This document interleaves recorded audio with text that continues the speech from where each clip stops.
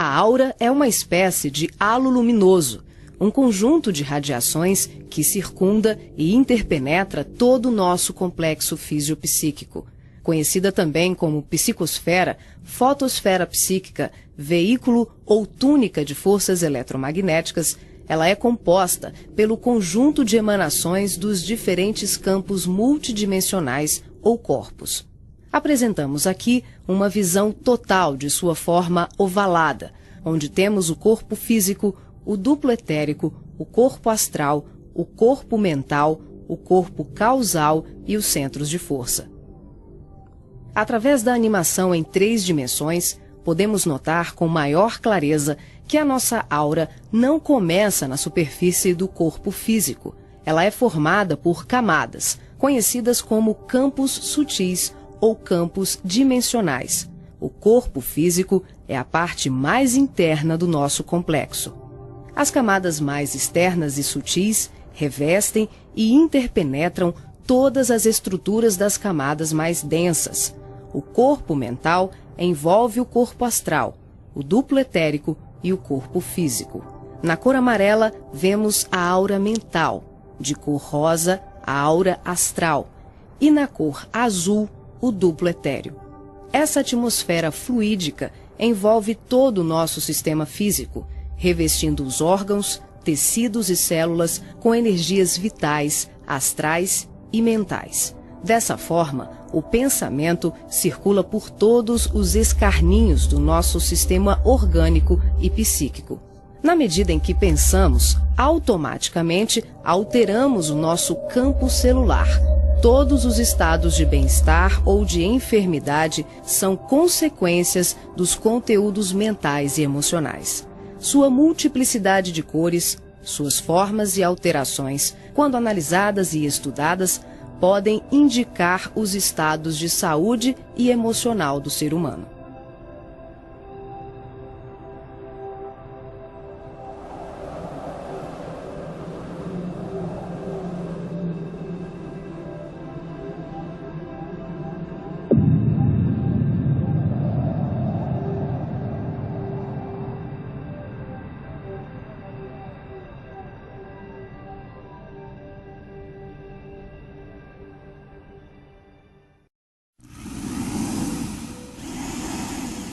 A palavra chakra vem do sânscrito e significa roda de luz, também conhecido como centros vitais, fulcros energéticos ou centros de força. Geralmente são visualizados por videntes e clarividentes como campos em forma de redemoinhos, com a aparência de uma flor, com pétalas irradiantes e coloridas.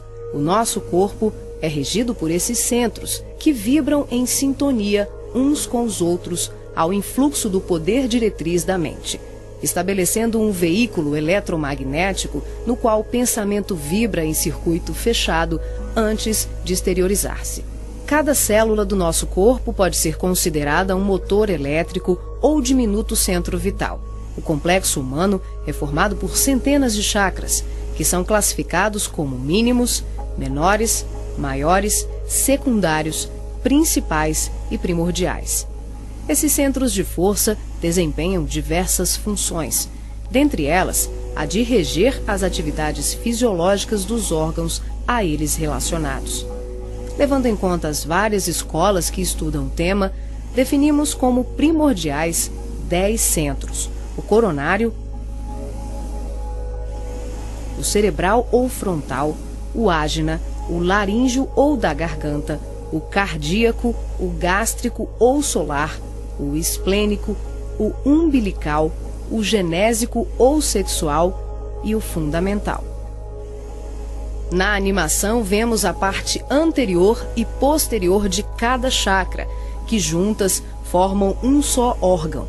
Esses centros de força giram em alternância, repetindo o sistema de respiração num movimento permanente de emissão e absorção de energia. O giro é sincronizado e complementar entre o chakra anterior e o posterior.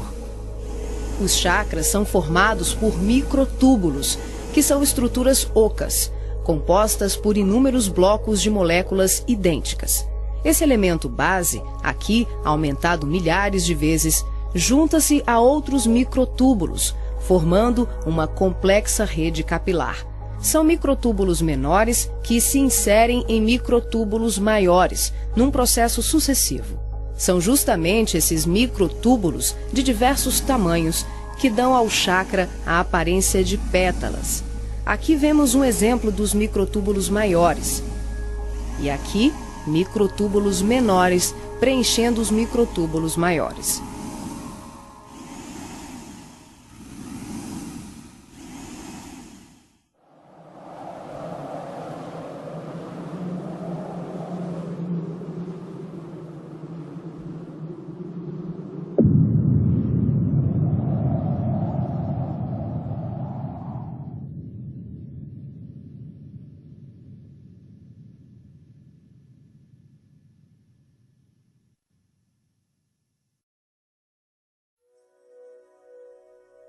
Assim como os chakras, a aura também é formada por microtúbulos, que podem ser vistos com maior precisão no duplo etérico. Os microtúbulos se afunilam, ficam cada vez menores e penetram os poros das membranas celulares.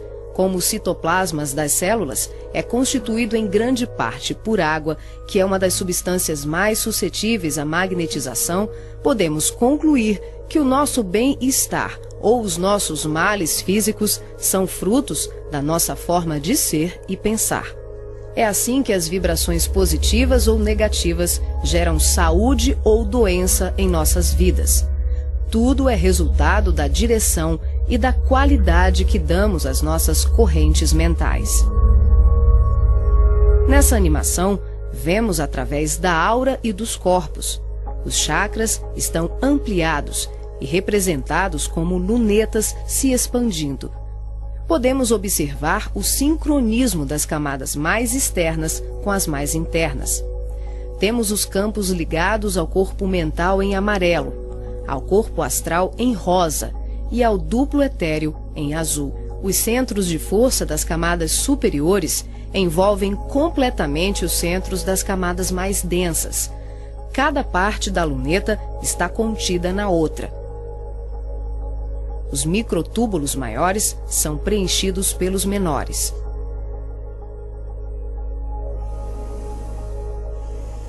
Responsável também por funções psíquicas, os chakras estão relacionados com algumas capacidades de percepção. São núcleos importantíssimos em vários processos mediúnicos, formando uma rede complexa de assimilação, armazenamento e emissão de vibrações ou energias mentais ou sutis. Os centros de força podem ser considerados portais dimensionais, por onde fluem as correntes mentais que assimilamos e emitimos em regime de sintonia durante as diversas manifestações medianímicas.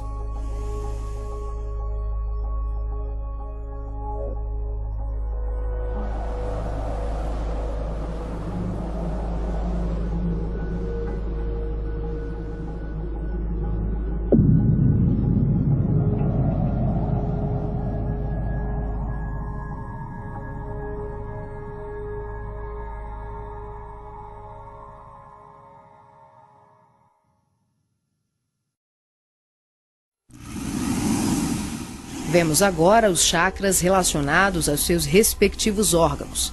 Começamos pelos superiores, representados pelo coronário, frontal e ágina, anterior e posterior. Podemos observar o giro em movimentos de alternância, num ciclo permanente de emissão e absorção de energia.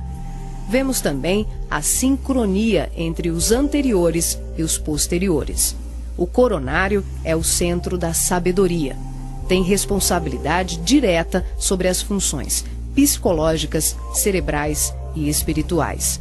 Alimenta as células do pensamento e é o provedor de todos os recursos eletromagnéticos indispensáveis à estabilidade orgânica. É o centro de mais alta frequência.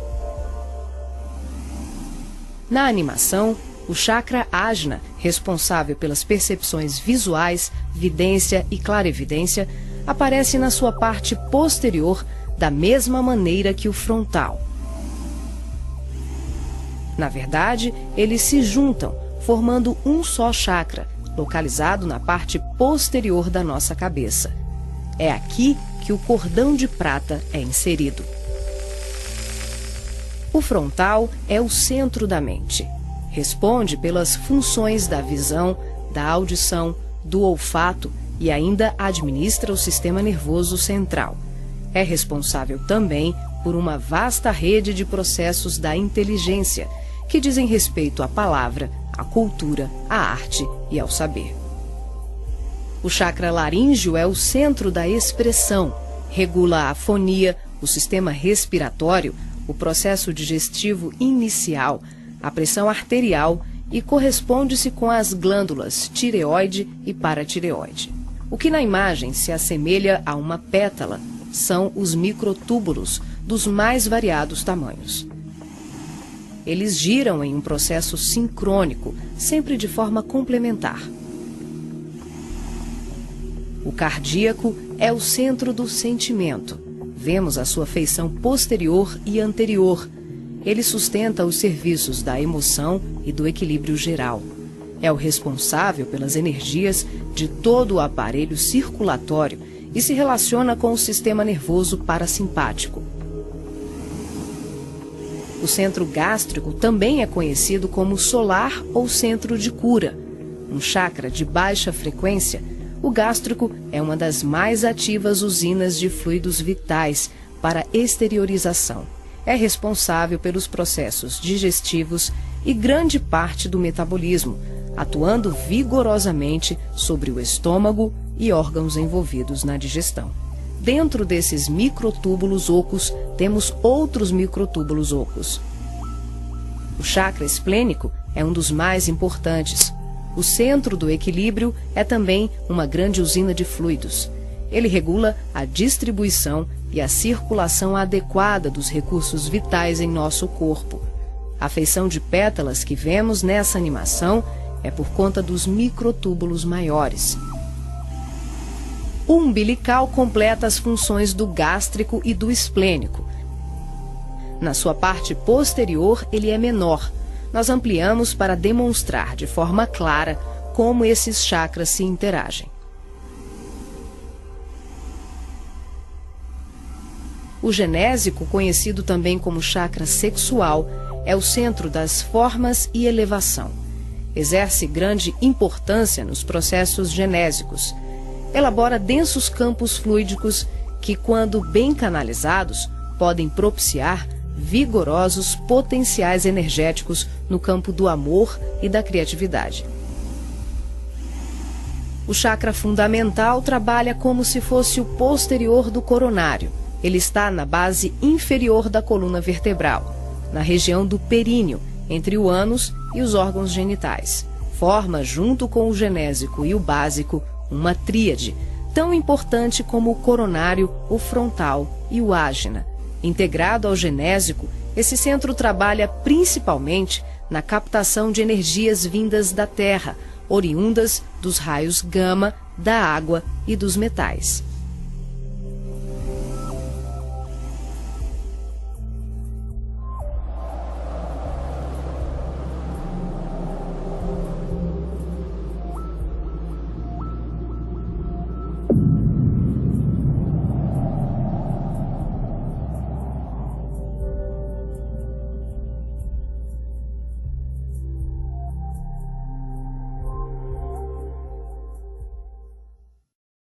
Nessa animação, representamos o processo de desdobramento dos diferentes corpos. Vemos aqui a projeção ou saída dos corpos sutis do homem.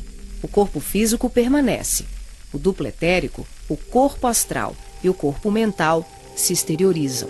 Os fios coloridos dão enfoque ao funcionamento dos cordões fluídicos, que são os responsáveis pela interação entre os corpos. Para ressaltar os fluxos mental, emocional e vital, subdividimos o cordão de prata, que assimila todos os fluxos, em 3. O cordão de prata propriamente dito, que liga o corpo físico aos demais corpos sutis, aqui representando apenas o fluxo mental. Em amarelo, o detalhamento do fluxo emocional.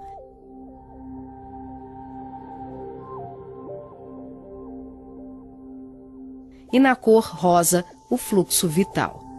Esses cordões são semelhantes ao cordão umbilical, porém, a densidade deles é muito mais sutil. São, por assim dizer, vaporosos, uma espécie de laços aeriforme, luminescentes, e varia de acordo com a dimensão da região espiritual onde o ser se encontra. Quando ocorre esse tipo de desdobramento em que o duplo etérico, o corpo astral e o corpo mental se deslocam juntos, o médium não consegue alcançar grandes distâncias, devido à densidade do corpo etérico, que, em síntese, são emanações neuropsíquicas do corpo físico. Dessa forma, o espírito fica nas imediações do organismo carnal, e sua saída ou projeção é geralmente por tempo limitado. Esse fenômeno é muito comum no sono e também em desdobramentos parciais durante os trabalhos mediúnicos.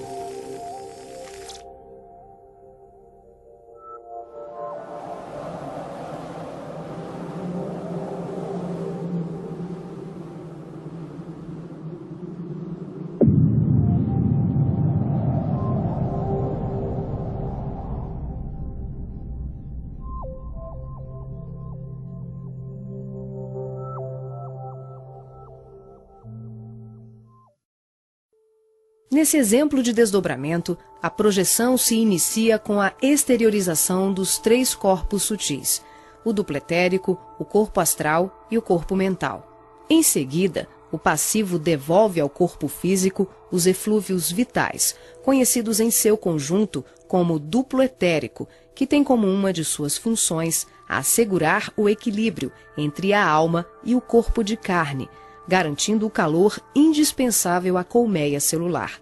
Desembaraçado dos veículos mais densos, corpo físico e duplo etérico, o médium se desloca com o corpo astral, envolvido pelo corpo mental e pelos outros corpos mais sutis, aqui não representados. Ao devolver as energias neuropsíquicas, o médium projetado fica, por assim dizer, mais leve e ágil, o que lhe permite uma melhor condição de trabalho e observação, além de lhe possibilitar o deslocamento para regiões diversas. Ele pode viajar para qualquer lugar do espaço, incluindo o plano físico e o extrafísico. O corpo astral, envolvido pelo corpo mental, fica permanentemente conectado ao corpo físico pelo cordão de prata, que também é conhecido como cordão fluídico. Trata-se de um laço, um feixe energético extremamente flexível e expansível, que é formado de microtúbulos, a exemplo dos chakras, e mantém um fluxo energético bidirecional entre os corpos densos e sutis.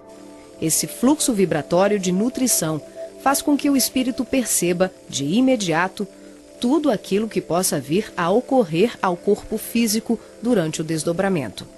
Na volta, podemos observar como ocorre a reentrada dos corpos mais sutis, na conjugação com o corpo físico e etérico.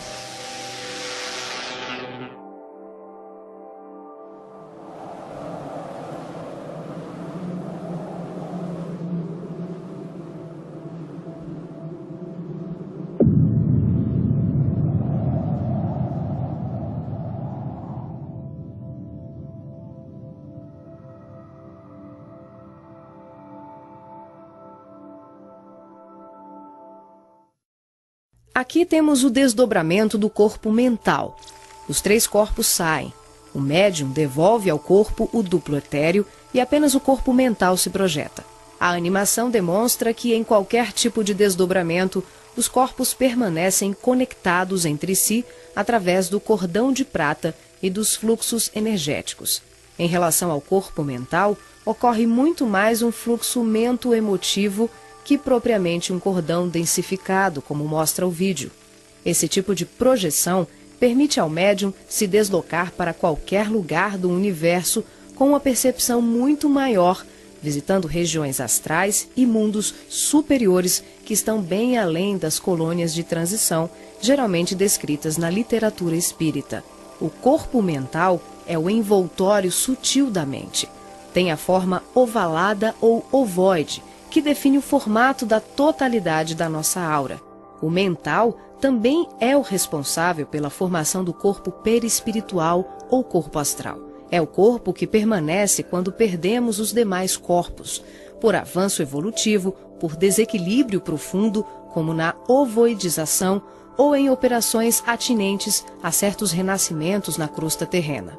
É por essa razão que os espíritos que perderam os corpos mais densos, corpo físico, duplo etérico e corpo astral, por monodeísmo, permanecendo envolvidos apenas pela túnica mental, são chamados de ovoides ou esféricos. Essa animação exemplifica como se dá a interação por expansão da consciência, sem que haja nenhuma dissociação dos corpos densos e sutis. As percepções dos mundos astral e mental, além das comunicações mediúnicas especiais, como a recepção de correntes de pensamentos, podem ser realizadas sem que haja o desdobramento de nenhum dos nossos corpos. Esse fenômeno se manifesta pela expansão simples e ampla da consciência. É um processo interior, de qualificação e sutilização do medianeiro, um acesse. O ser vê, ouve, percebe e interage com outros seres e diversos mundos, sem que ocorra uma saída, uma viagem, um deslocamento. O espírito pode estar em vários locais ao mesmo tempo e perceber, tomar conhecimento de tudo o que o cerca e tudo o que o envolve a grandes distâncias. É o todo em cada parte, é cada ponto contendo o todo.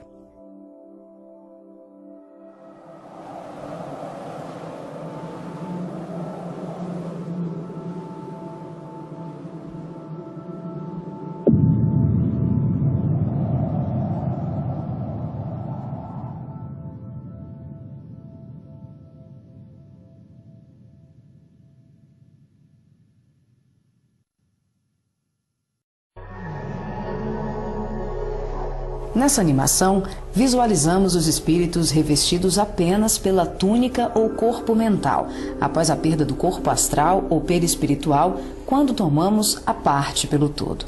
São denominados pelo espírito André Luiz de esferoides ou ovoides, tristes mentes humanas sem apetrechos de manifestação, verdadeiros fetos ou amebas mentais, que são utilizados por mentes criminosas e perversas em processos obsessivos, tecnicamente organizados, tanto em relação aos desencarnados como encarnados.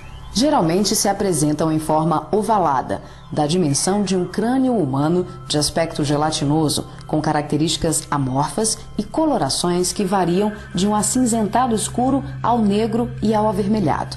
A perda do corpo astral ou ovoidização são atinentes a vários processos, que vão da reencarnação à sublimação do espírito. Aqui, focalizamos o sentido inferior dessa ocorrência, quando a personalidade desencarnada continua no além-túmulo, o cultivo das ideias de ódio, vingança, autodestruição, culpa, egoísmo, apego vicioso, gerando uma fixação monodeística, que é a tendência da consciência de fixar o pensamento em uma só ideia, provocando alterações fisiológicas e anatômicas no veículo perispiritual. As partículas mentais circulam em circuito fechado pelo campo da aura e são absorvidas pelos chakras, provocando a assimilação de forças degradantes pelas células perispirituais, que passam a operar em regime de desequilíbrio, até que pela repetição incessante e de longo curso de tal mecanismo, o ser gasta, por assim dizer, o seu corpo astral ou perispiritual, ficando revestido apenas pelo corpo mental. Como a mente é o fundamento organizador de todos os nossos tecidos grosseiros e sutis, as cristalizações do pensamento em circuito fechado, em verdadeiros processos de auto-hipnose, de ondas negativas, de ódio, mágoas e diversos outros sentimentos de baixa vibração, acabam gerando uma atrofia do corpo espiritual da criatura em desequilíbrio, perdendo temporariamente o desenho humano. Os ovoides, quando são atraídos e localizados por mentes perversas no campo da aura de encarnados ou desencarnados, passam a viver em regimes simbióticos com suas vítimas, absorvendo-lhes as forças psíquicas em movimento automático de sucção, à semelhança de vários parasitas encontrados na natureza, levando à desorganização das estruturas psíquicas daqueles que lhes sofrem ação doentia. Dependendo das parcelas de créditos e débitos entre os litigantes de tão triste quadro, as relações vindicativas podem se prolongar para além da morte física do hospedeiro. Essas obsessões dolorosas não são ocorrências raras, mas processos comuns provocados pela ignorância e paixões daqueles que permitem enovelarem-se nas teias do ódio e da vingança. O caminho dos ovoides, em tão triste condição, é a esfera do recomeço, as reencarnações na crosta terrena ou em setores outros de vida congênere, tal qual a semente destinada à cova escura para trabalhos de produção, seleção e aprimoramento.